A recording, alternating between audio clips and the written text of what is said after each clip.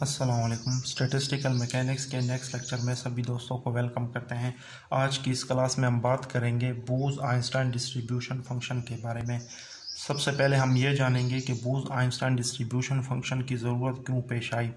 उसकी वजह यह है कि कुछ सिस्टम्स ऐसे होते हैं जिनके अंदर नंबर ऑफ़ पार्टिकल बहुत ज़्यादा होते हैं, तो ऐसे सिस्टम की डायरेक्ट कैलकुलेशन करना इम्पॉसिबल हो जाती हैं और साथ ही साथ माइक्रोस्टेट, थर्मोडायनेमिक प्रोबेबिलिटी और ऑक्यूपेशन नंबर को फाइंड आउट करना भी मुश्किल हो जाता है, डिफ़िकल्ट हो जाता है। तो ऐसे सिस्टम को रिजॉल्व करने के लिए बूज-आइंस्टाइन डिस्ट्रीब्यूशन फंक्शन यूज़ होता है। When the number of particles are very large, then direct calculation is impossible and difficult to find the thermodynamic probability and occupation number। समझ आ गई है ना। कुछ सिस्टम ऐसे होते हैं जिनके अंदर नंबर ऑफ़ पार्टिकल बहुत ज़्यादा होते हैं, तो उनकी डायरेक्ट कैलकुलेशन करना इम्पॉसिबल हो जाती हैं। फिर उनसे रिलेटेड जो थर्मोडायनेमिक प्रोबेबिलिटी और ऑक्यूपेशन नंबर हैं वो भी डिफ़िकल्ट हो जाता है निकालना। तो फिर क्या करना चाहिए? To resolve such system a general expression is used called Bose Einstein distribution function. तो ऐसे प्रॉब्लम को रिजॉल्व करने के लिए एक जनरल सा एक्सप्रेशन होता है जिसे हम बोलते हैं बूज-आइंस्टाइन डिस्ट्रीब्यूशन फंक्शन। इसके अलावा और भी इसके अंदर अहम पॉइंट्स हैं, फिर उन्हें देखते हैं। इसके बाद आता है we call second system a prime system. हम सेकंड सिस्टम को प्राइम सिस्टम बोल सकते हैं। सेकंड सिस्टम कौन सा है? ये वाला सिस्टम, बूज-आइंस्टाइन डिस्ट्रीब्यूशन फंक्शन। इसे हम प्राइम सिस्टम लेट कर लेते हैं। और जो फर्स्ट सिस्टम होगा वो कौन सा होगा? Unprimed system. फर्स्ट सिस्टम कौन सा? बूज-आइंस्टाइन स्टैटिस्टिक वाला सिस्टम। बूज-आइंस्टाइन स्टैटिस्टिक वाले सिस्टम को हम फर्स्ट सिस्टम या अनप्राइम सिस्टम बोल सकते हैं। और ये जो सेकंड सिस्टम है बूज-आइंस्टाइन डिस्ट्रीब्यूशन फंक्शन, इसे हम सेकंड सिस्टम या प्राइम सिस्टम बोल सकते हैं। फिर क्या होगा? The number of particles and energy in prime system will be reduce by following factor. जो एनर्जीज और पार्टिकल होगी वो भी रिड्यूस हो जाएगी, क्योंकि अगर किसी सिस्टम में 1000 पार्टिकल हैं तो हम उनके जो थर्मोडायनेमिक प्रोबेबिलिटी और ऑक्यूपेशन नंबर कैसे मालूम करेंगे? हम उन पार्टिकल को लेट करेंगे as a average particle. Average particle कैसे लेट करेंगे? उसके लिए हमें आर्बिट्रेरी लेवल सेलेक्ट करना होगा। वो आर्बिट्रेरी लेवल क्या है, ये तमाम चीज़ें हम डिटेल में पढ़ेंगे। सही है। The number of particles and energy in prime system will be reduce by following factor. जो प्राइम सिस्टम के अंदर जो पार्टिकल होंगे उन्हें एन प्राइम से डिनोट करेंगे, और ये जो स्टैटिस्टिकल मतलब कि अनप्राइम सिस्टम वाले पार्टिकल से एन फैक्टर कम होंगे। और इसी तरीके से जो एनर्जी होगी प्राइम सिस्टम की उसे डिनोट करेंगे यू प्राइम से, और ये जो एनर्जी होगी ये N E R factor less होगी स्टैटिस्टिक बूज-आइंस्टाइन स्टैटिस्टिक वाले सिस्टम, या फिर बोल दें अनप्राइम सिस्टम, या फिर बोल दें फर्स्ट सिस्टम से। ठीक है, उसकी एनर्जी से N E R factor less होगी या रिड्यूस होगी। इसके बाद अब हम कुछ स्टेप देखते हैं जो कि बूज-आइंस्टाइन डिस्ट्रीब्यूशन फंक्शन के लिए ज़रूरी हैं।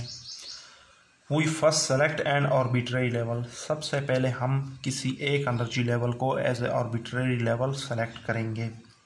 पहला स्टेप हो गया which we reduce one particle, और उस आर्बिट्रेरी लेवल में से एक पार्टिकल रिड्यूस करते जाएंगे फ्रॉम ईच स्टेट, हर एक स्टेट से, and that state the state that don't have any particle, और ऐसी स्टेट जिनके अंदर कोई पार्टिकल एग्जिस्ट नहीं कर रहा, आर स्किप टुगेदर। उन स्टेट को हम स्किप करेंगे अलॉन्ग विद मैक्रोस्टेट, और उससे रिलेटेड जो भी मैक्रोस्टेट आएगी उस पूरी मैक्रोस्टेट को हम स्किप करेंगे। इस पैराग्राफ का क्या मतलब है इसे समझेंगे आप। देखें, ये टेबल जो है हमने बनाया था ये है बूज-आइंस्टाइन स्टैटिस्टिक के लिए। इस टेबल को हम कहेंगे अनप्राइम टेबल। इसी टेबल में से हम बूज-आइंस्टाइन डिस्ट्रीब्यूशन फंक्शन वाला टेबल निकालेंगे और उसे हम कहेंगे प्राइम टेबल। सही है।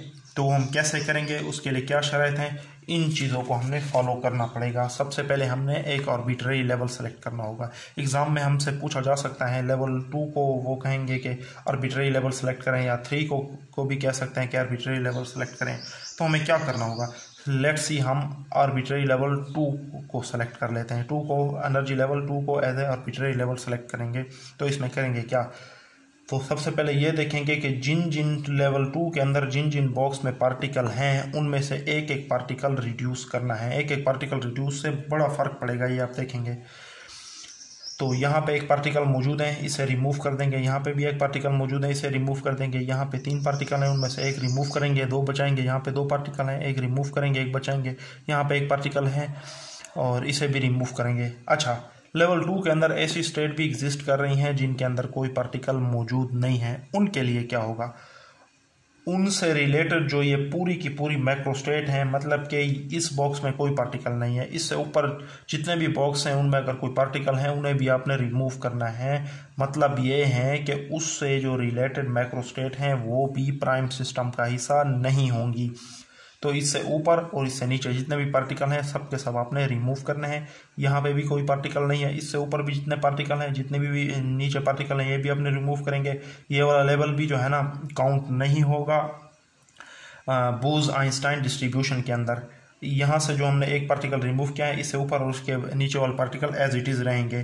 जस्ट उन्हीं मैक्रो स्टेट को हम स्किप कर रहे हैं जो आर्बिट्रेरी लेवल के अंदर जिनमें कोई पार्टिकल नहीं है, उन स्टेट से रिलेटेड मैक्रो स्टेट हमने स्किप करने हैं।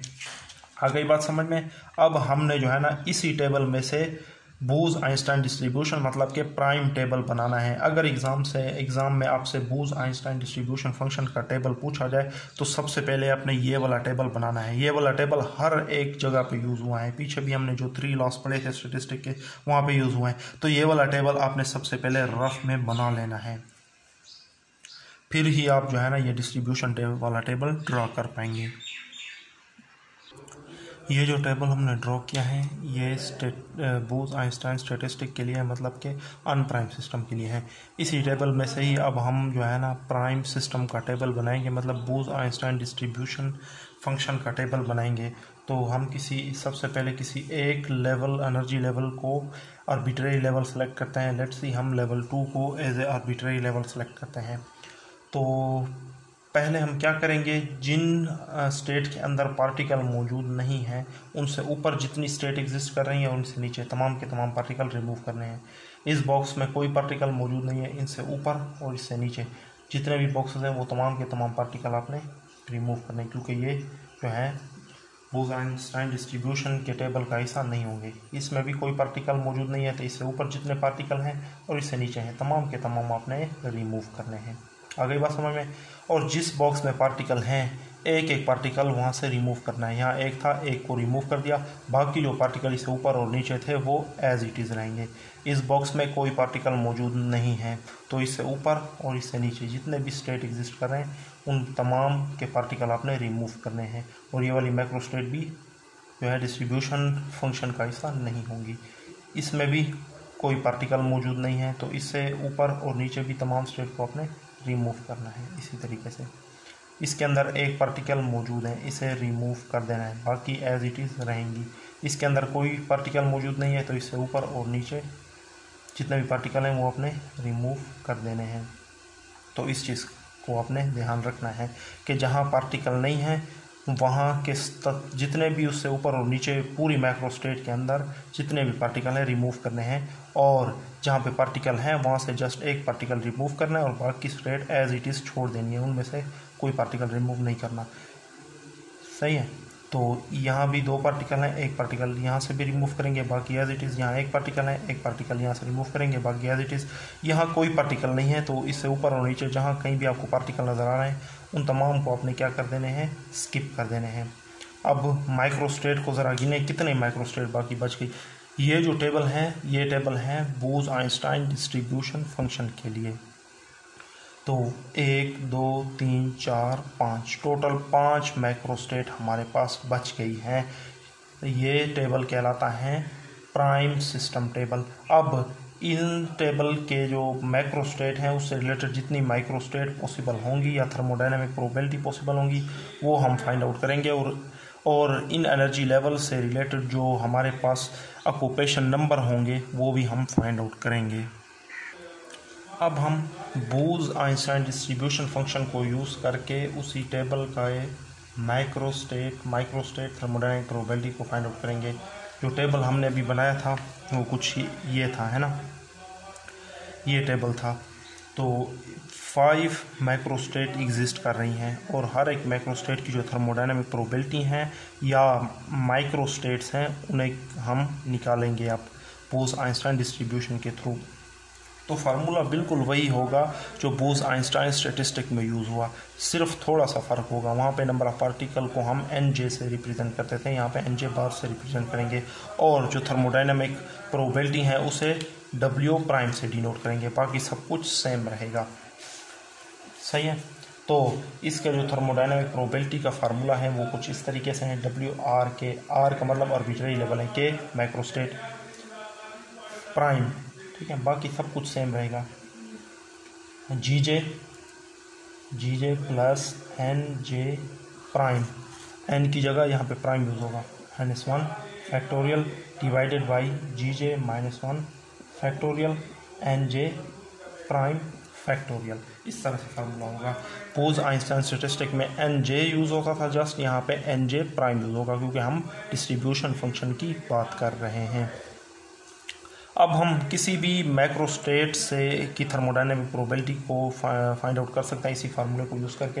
यहाँ पे आप पाई लगा दें कि ये टर्म जो है ना हर एक पार्टिकल के लिए बार बार मल्टीप्लाई होगी। हम इस स्टेट के थर्मोडाइनमिक प्रोबेबिलिटी फाइंड आउट कर लेते हैं। तो ये वाली जो स्टेट है ये बोस-आइंस्टाइन डिस्ट्रीब्यूशन फंक्शन के लिए फर्स्ट स्टेट होगी। तो W1 prime equal to GJ हमारे पास 3 होता है प्लस NJ हमारे पास NJ प्राइम कितना है 1 है, -1 फैक्टोरियल डिवाइडेड बाई GJ हमारे पास 3 है, -1 फैक्टोरियल NJ प्राइम कितना है 1 फैक्टोरियल मल्टीप्लाई बाय, अब 4 पार्टिकल के लिए करेंगे, GJ हमारे पास कितना है 3 है प्लस N4 है, -1 फैक्टोरियल के डिवाइडेड में 3 -1 फैक्टोरियल और 4 फैक्टोरियल, 4 NJ प्राइम कितना है 4 है। W1 प्राइम इक्वल टू यहाँ कितना बचेगा 3, 4 में से 1 - 3 फैक्टोरियल, यहाँ पे 2 बचेगा, 2 1 से मल्टीप्लाई होगा 2 ही रहेगा, 2 फैक्टोरियल, और यहाँ पे 7 में से 1 - 6 फैक्टोरियल, यहाँ 2 फैक्टोरियल, यहाँ 4 factorial. W1 prime is equal to, अब फैक्टोरियल को ओपन कर दें, नेक्स्ट 3 2 1 2 1 6 को भी ओपन कर लेते हैं, 2 को ओपन कर दें, और इसी तरीके से 4 फैक्टोरियल को भी ओपन कर लेते हैं। तो ये टर्म यहाँ तक कैंसिल और ये टर्म यहाँ तक कैंसिल, और 2 सा 3 6, 3 को 5 से मल्टीप्लाई करें तो 15, 15 को 3 से मल्टीप्लाई करें तो कितना आएगा 45। तो ये हमारे पास फर्स्ट मैक्रोस्टेट की थर्मोडाइनमिक प्रोबेबिलिटी आ गई है। आ गई बात समझ में। इसी तरीके से आप बाकी तमाम जो 5 बाकी 4 जो मैक्रोस्टेट दी गई हैं उनकी थर्मोडायनामिक प्रोबेबिलिटी को फाइंड आउट कर सकते हैं। किसी और की भी कर लेते हैं, इस स्टेट की या इस स्टेट में से किसी और की भी हम देख लेते हैं मैं थर्मोडायनामिक प्रोबेबिलिटी। अब हम इस स्टेट के लिए देख लेते हैं, चलें ठीक है। ये डिस्ट्रीब्यूशन फंक्शन के लिए थर्ड मैक्रोस्टेट होगी। W3 prime equal to 2 particle है, पहले GJ3 है प्लस 2 - 1 फैक्टोरियल के डिवाइडेड में GJ3 है -1 फैक्टोरियल और NJ प्राइम हमारे पास कितना है 2 factorial multiply by number of particle अब 3 है, 3 GJ3 है plus NJ3 -1 factorial divided by 3 - 1 factorial और 3 फैक्टोरियल। W3 प्राइम यहाँ कितना बचेगा 4 फैक्टोरियल डिवाइडेड में यहाँ पे 2 फैक्टोरियल और यहाँ पे भी 2 फैक्टोरियल मल्टीप्लाई बाय यहाँ कितना बचेगा 5 फैक्टोरियल, यहाँ कितना बचेगा 2 फैक्टोरियल और यहाँ पे 3 फैक्टोरियल। अब फैक्टोरियल को आप इजीली ओपन करके सॉल्व करें इसे। 4 3 2 1 2 1 2 1 5 को ओपन कर लेते हैं और इसी तरीके से 2 और 3 को भी ओपन कर लेते हैं। तो ये टर्म यहाँ तक कैंसिल और ये टर्म यहाँ तक कैंसिल, ये इससे मल्टीप्लाई होकर ये भी 4 हो जाएगा और ये वाले 4 इस 4 से कैंसिल। 5 को 3 से मल्टीप्लाई करें तो 15, 15 को 4 से मल्टीप्लाई करें तो कितना आएगा 60। तो ये थर्ड मैक्रोस्टेट की थर्मोडायनामिक प्रोबेबिलिटी हमारे पास आ गई है 60। इसी तरीके से ये बाकी माइक्रोस्टेट की थर्मोडायनामिक प्रोबेबिलिटी भी हम फाइंड आउट कर सकते हैं इसी फार्मूले को यूज़ करके। अब हम इसके बाद ऑक्यूपेशन नंबर पे बात करते हैं। ऑक्यूपेशन नंबर का फार्मूला भी वही है जो हम यूज़ करते आ रहे हैं, तो उसी फार्मूले से ही हम occupation number easily find out कर सकते हैं। फॉर एग्जांपल इस लेवल की अगर हम ऑक्यूपेशन इस एनर्जी लेवल की अगर हम average occupation number find out करना चाहें तो हम क्या करेंगे, इसके जो पार्टिकल हैं, एक ही पार्टिकल एग्जिस्ट कर रहे हैं, इससे मल्टीप्लाई करेंगे इससे और डिवाइड करेंगे इन तमाम के सम से, जो कि हैं 348। अब एवरेज ऑक्यूपेशन नंबर की बारी है। एवरेज ऑक्यूपेशन नंबर का फार्मूला जस्ट वही है, NJ bar equal to summation N K prime omega prime के डिवाइडेड में ओम प्राइम। इसी तरीके से करेंगे। अब किसी एक एनर्जी लेवल की हम मालूम कर लेते हैं average occupation number, for example 1 की कर लेते हैं, N1 बार इक्वल टू, तो 1 के पार्टिकल देखें यहाँ पे हैं, 1 को मल्टीप्लाई करें 90 के साथ, 1 मल्टीप्लाई करें 90, फिर प्लस 2 को मल्टीप्लाई करें 108 के साथ, फिर प्लस 4 को मल्टीप्लाई करें 45 के साथ, तो डिवाइडेड करेंगे इन तमाम थर्मोडायनामिक प्रोबेबिलिटी के सम अप के साथ, जो कि हैं 348। आ गई बात समझ में। अब इन्हें सॉल्व कर लेते हैं। 90 प्लस 216 प्लस ये कितना आएगा 180, ठीक है, डिवाइड में क्या है 348। इन तमाम को आप सम अप कर लेते हैं कैलकुलेटर के थ्रू, तो ये कितना आएगा हमारे पास, तो ये आ जाता है 486 के मल्टीप्लाई में 348। अब इन्हें आप डिवाइड कर लें तो हमारे पास क्या आएगा, इन्हें डिवाइड कर लेते हैं 340, तो ये कुछ यूँ आ रहा है 1.3965, सही है। तो इन्हें राउंड ऑफ अगर हम करें तो हमारे पास जो है ना, ये थर्ड जो है ना 5 से ज़्यादा है, तो एक इसमें ऐड कर देंगे तो ये आएगा 1.40। तो ये एनर्जी लेवल 1 के ऑक्यूपेशन नंबर हमारे पास आ गया है। अगर ये बात समझ में, इसी तरीके से इस फार्मूले को यूज़ करके बाकी एनर्जी लेवल की आप ऑक्यूपेशन नंबर फाइंड आउट कर सकते हैं। यहाँ तक अगर आपको कोई भी डाउट हो इस टॉपिक से रिलेटेड तो कमेंट में मुझे ज़रूर बताएं। अल्लाह हाफिज़।